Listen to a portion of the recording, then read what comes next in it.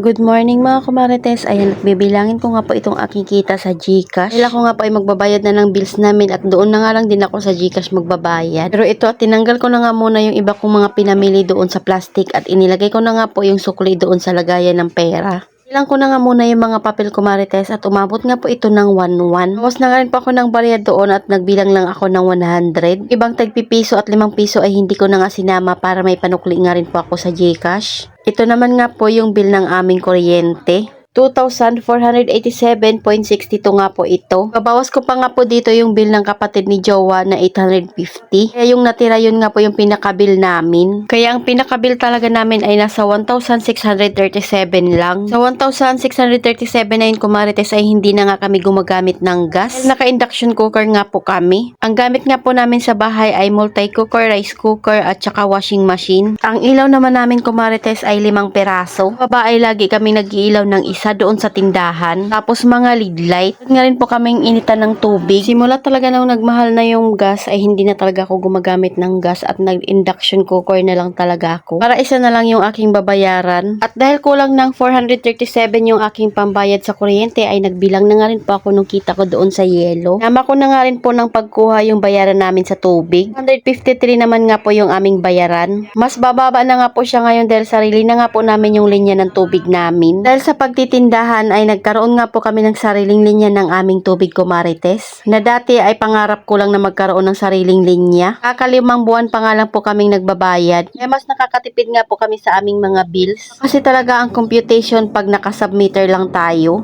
O diba isipin mo yan at nakalibre nga kami ng bills namin ngayon. Kung ginawa ay nakahiwalay nga po yung pera na puhunan ko sa GCash. Kaso nga lang ay talaga namang kinukulang. Kaya ang ending yung kita nga lang po sa GCash yung aking hinihiwalay. Bawa pag meron nga pong nag-cash in sa akin at 500 pesos nga po iyon, yung 5 piso ay hinihiwalay ko na. 500 ay ginagamit ko pa nga po sa tindahan at hinahalo ko na doon. Doon nga rin po pag may nagpa-cash out ng 100 ay yung 5 piso ay hinihiwalay ko na. Pinakabayad lang talaga sa GCash yung hinihiwalay ko. Wala na nga pa akong iisipin ngayong buwan na ito. Siyempre at nakapagbayad na nga tayo sa ating mga bills. Iipon na naman nga po ako para sa susunod na buwan. Hinga rin po ako ng tubig kumarites dahil ubos na nga po yung ganito kalaki na tubig at isang box na nga po iyan. Kaya na nga rin po ako sa ref niyan para naman nga po ay malamig na at 20 pesos nga po yung benta ko doon. Nilipak nga po ako ng mantika na halagang 5 piso. Dahil meron nga po ako nakitang post na mas malaki nga daw po yung kita pag tag 5 piso yung gagawin mo. Para hindi ko nga mapansin yung oras kumarites ito at nanood na nga lang din ako ng pelikula. Naman yung mga chichirya ko sa likod, abay talagang bungi-bungi na naman nga po ito at kailangan ko na naman mamili.